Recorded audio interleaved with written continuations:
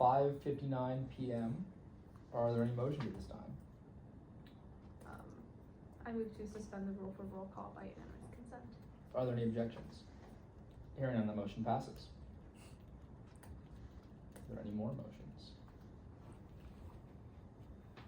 Are we making any adjustments to the selection criteria? Don't look at me. I don't know. Seeing none, we're making no adjustments to the current appointment selection criteria. All right. We are now in line for deliberations. So just to reiterate the process for deliberations, there will be 3 minutes of deliberations per open seat. So for example, there is one Murphree area permanent seat, so that seat will have 3 minutes of debate or deliberation. And then for the Judiciary and Rules and Ethics committees, each of those committee seats will have 6 minutes of deliberations. All right. Should I time it? Yes. Okay. I mean, my phone is here. No, I'll time it. Okay, so we're gonna start off with the Judiciary Committee seats. 6 minutes of deliberation beginning now. We have 6 minutes? Yep. Perfect. Okay, I can start off. So I like 3 people who I like: Hughes Putnam, I like Phoenix Comstone, and I also liked Andrew Larson. I like that Andrew Larson's idea. I do think that introducing a new position into the committee is not or isn't a priority. I think maybe the vice chair can also handle that job as well of sending a personalized message to members of the chamber. Phoenix Comstone, I liked his interview a lot. Let's see what I wrote here. Let's see. Oh, I liked his experience a lot. He had an internship with the state attorney office, reviewing different documents. He's participated in speech and debate, which he wrote bills and voted on bills as well, which I think is great. And then Hughes Putnam, he also has very good experience with working with as a district intern. He has proofreading legislation. He dealt with constituents while he was working with the district, with his district intern. He's talked to, like I said, constituents. So I think those 3 are the best, but I think my top 2 right now are Hughes and Phoenix. If I may add to that, agree with all of the sentiment that Senator Buyosa, Member at Large Buyosa just stated. I would like to add, really liked Maya Dunan's application as well as for their experience, talking about the current bills that they're working on and, how they've kind of structured their own legislation is very interesting. And then their ideas were very, in my opinion, very thoughtful in regards to the writing workshop being around a new senator orientation and making sure that we actually officially start doing that Judish workshop, because it's been very, in and out as we talked about. As for the 2, I guess since we're talking about standout candidates, in my opinion, Hughes Putnam is my number 1 just because of, the way that he spoke and also just his experience, being a district intern, like Anthony had said, also like a state parliamentarian in high school, and then all the way to the ideas, for example, the fact sheet I really enjoyed, and that includes parliamentary procedure, as well as a framework or template for us to work with specific facilities and admin on campus. I thought that was wonderful. And then also in regards to Phoenix, his internship at the state attorney's office was quite nice. And then also his experience as a congressional speech and debater in high school. I personally did speech and debate as well, and I know how involved it is, and all of the formatting that you have to do for legislation always continues to exist within that. So I thought that was a great experience. And then that kind of tagged along with what Anthony had said about his ideas. I can talk some, I guess. Okay, the people who applied for Judish that had interviews that stood out to me: Maya Dunan, Burton Littman, Murphree, so I'll get to that later. I'm not gonna promote him for Judish. Phoenix Comstone and Hughes Putnam, big time. Those were the ones that I really enjoyed. The ideas, like just addressing the general thing that people said. I know that Andrew Larson brought it up, Maya Doonan brought it up, and multiple other people brought it up for a bill tracker. Like there's people who've come in and they proposed bill trackers and we don't know where it is or what's happened to it. And like, it's an alright idea. At the end of the day though, like Judicious priority has been transparency with the Senate chamber. So in line with that, I think continuing to encourage people to actually show up to the meetings to see what's going on with their legislation should have priority. Like, I'm not against necessarily a type of legislation tracker that gives like reasoning or like including more reason or stuff like that. I just think that the ideas related to transparency and related to communication with the Senate chamber as a whole have been more in line with what the Judiciary Committee has been doing thus far. And so because of that, that's why I really liked Phoenix's interview and also Hugh's. They both have fantastic outside of Senate experience as well, which I don't know if we addressed already, but those were like the first things that like reeled me in, and like their ideas were both great, but I think like their experience in the actual state level and more local governments, working for, I don't remember who they said they were working for. District but, attorney and They- state attorneys. Wow, okay. Well, they reviewed legislation.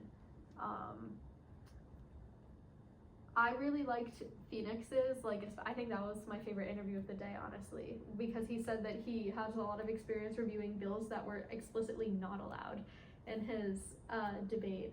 And I didn't know that that was a thing people did in debate, like bills and stuff like that, but that's awesome. That's all for me.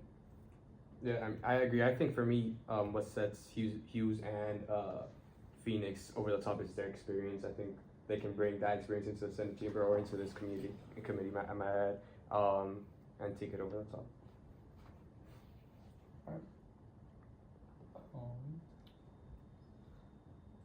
And that is time.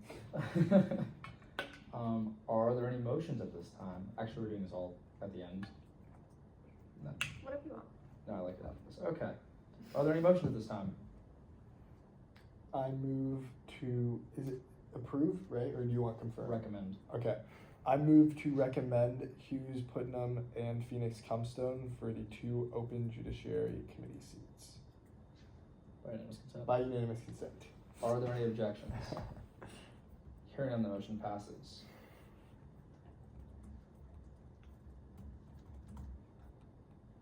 All right, we are now in line for 6 minutes of deliberation on the open Rules and Ethics Committee seats, and there are 2 available. All right, that begins now. So I guess I could start off with rules and ethics, but I think I had 3 interviews again that stood out to me. The 3 being Taylor Blythe, Burton Littman, and Zach W.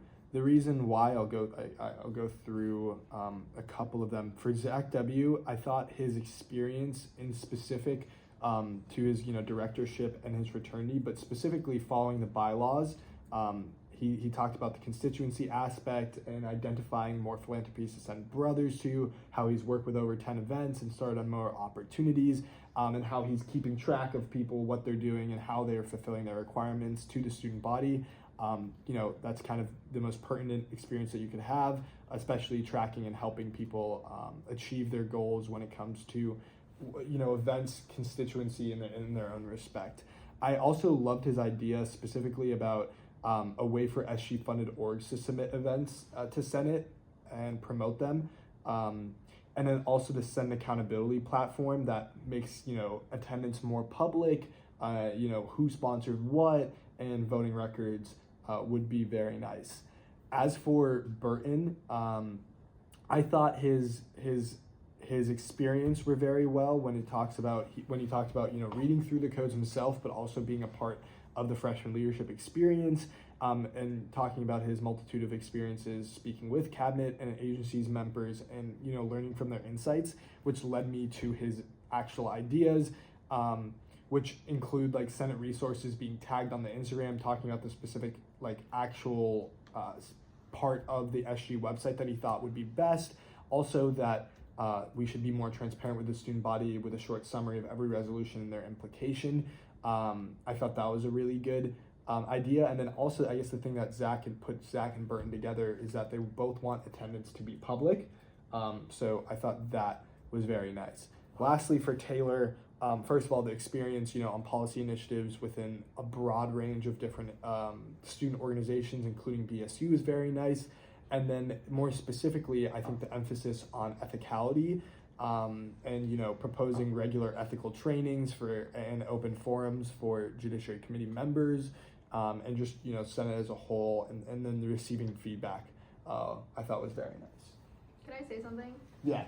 I actually did not like the idea of the regular workshops and ethical guidelines by rules and ethics. Like, that was the one thing I wrote a couple notes for Taylor Blythe, because I think overall she had a good interview, but I didn't like that idea at all. Like, I don't think that a workshop is bad, and I think that it's very reasonable to be asking for, because we have new chairs periodically, and so I think, from my opinion, it's reasonable to want to know how exactly a chair is going to interpret certain things, because it can differ between chairs and stuff like that.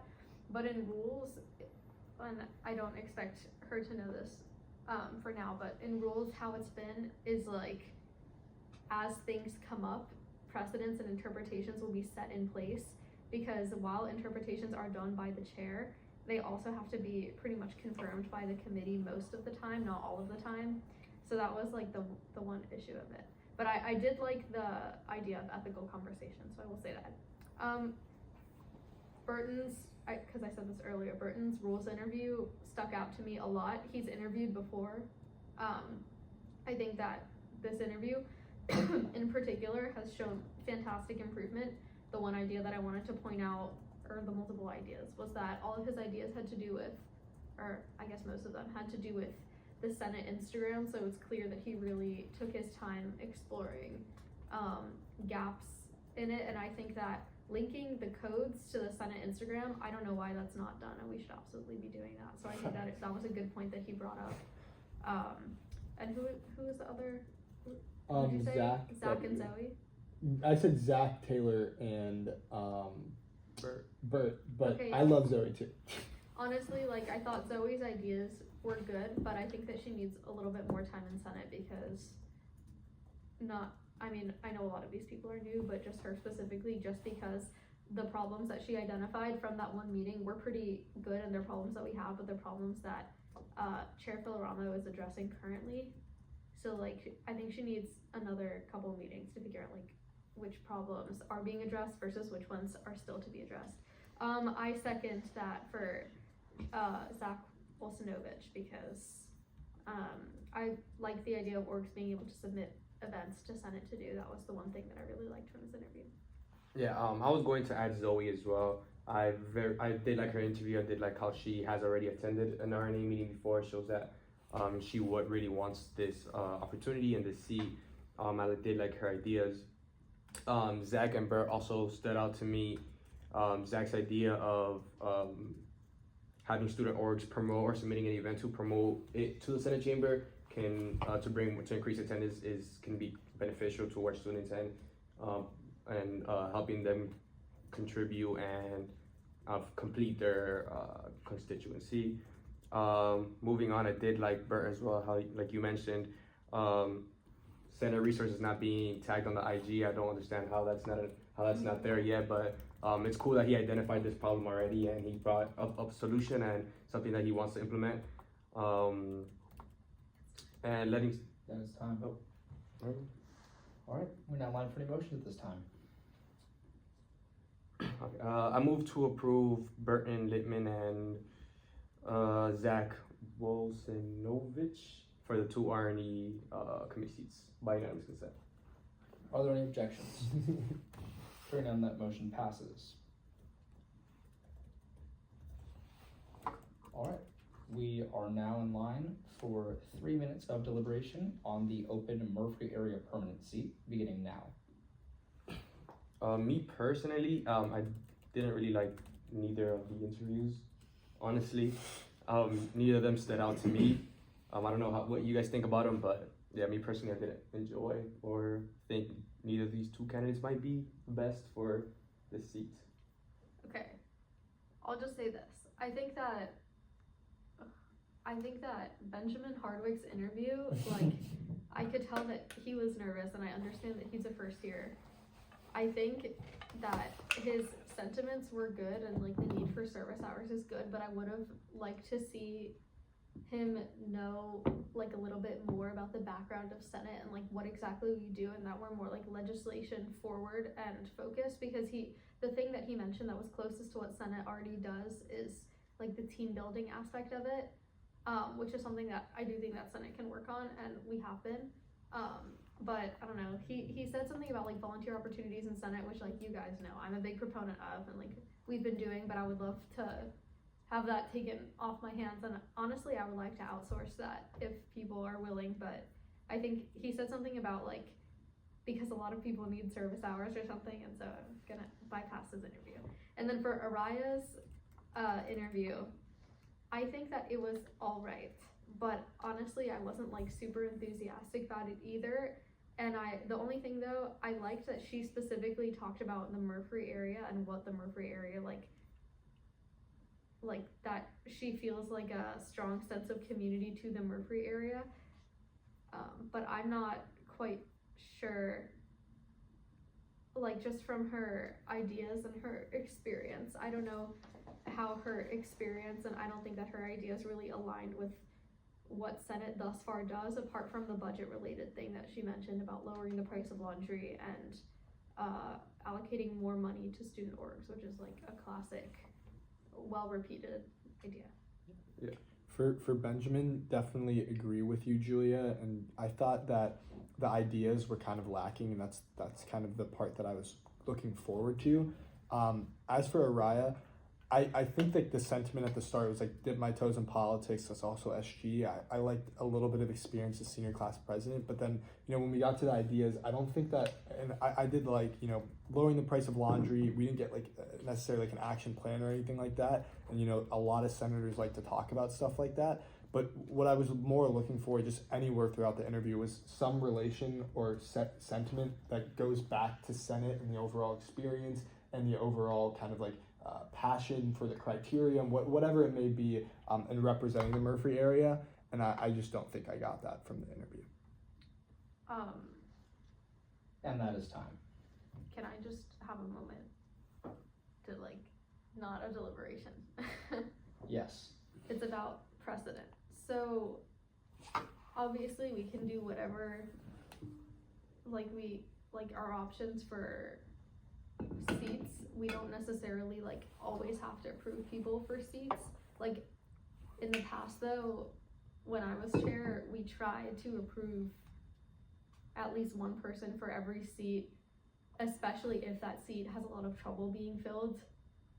Like for grad and family housing, there was one person who interviewed for it, or maybe two, in the entire time like that I was already chair, and it was open the entire rest of the time. So even though that interview was like not so good, we just approved them anyway. But like if the seat generally, like there's people who will apply for it like periodically, and like it doesn't necessarily have a big problem being filled, we can either approve or we can table. But I'm just putting it out there that tabling is allowed, and like it's something that has been well utilized before, especially if we feel the need to wait for like a different or other interview. Like I'll name a specific example. One time we had like a bunch of CALS people, and like one of them was really not good, and two of them were like just okay. But this was around a time when there was big talk about sustainability, and forward change party leader Naidu was like, y'all, none of these interviews like are good and really align with the stuff that CALS goes for. And I, as party leader at the time, like agreed with that, and so we tabled that seat, I think for a meeting or two, until we found an interviewer that was more well-rounded and like had more relation to Senate. Yeah, I like that. Thank you. All right, we're now in line for any motions at this time regarding the open Murphree area permanent seat. I move to table the Murphree area seat by unanimous consent. Are there any objections? Hearing none, that motion passes.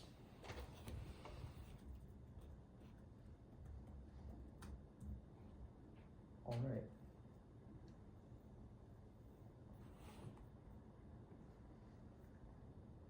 Okay, that brings us to the end of deliberations and motions on any of the applicants.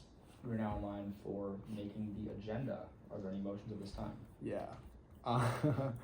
I move to add all approved and failed absences under the Rules and Ethics Committee by unanimous consent. Are there any objections? Hearing none, the motion passes. I also move to approve all legislation by the Judiciary. Oh, no, I don't want to do that. I move to, what do I want to add all, yeah, I move to add all of the Judiciary Committee pieces of legislation this week under first reading by unanimous consent. Okay, so there's been a motion to add all legislation passed by the Judiciary Committee under first readings by unanimous consent. Are there any objections? Hearing none, the motion passes.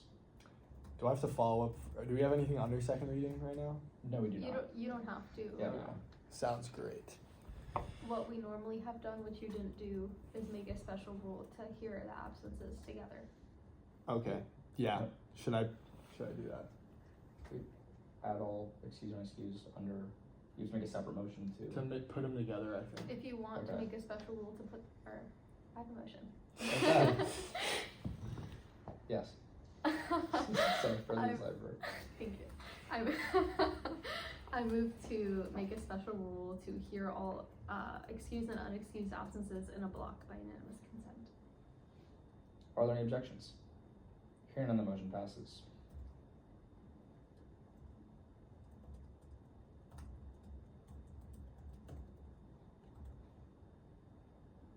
All right.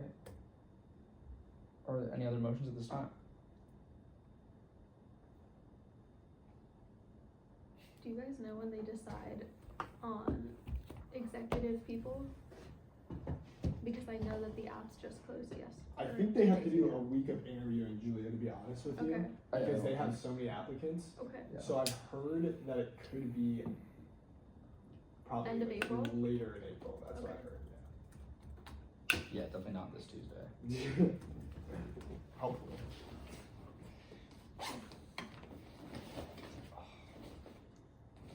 I don't have any more motions. Are there any more motions? I appreciate that motion by the way, Julia. So I have to do a special rule. Sorry, go ahead, Aaron. There's only one more motion that I'm waiting for. Does anyone want to adopt the agenda? Oh, I move to adopt the agenda by unanimous consent. Are there any objections? Hearing none, that motion passes. All right. I adjourn this meeting at 6:23 p.m. Thank you everyone for coming.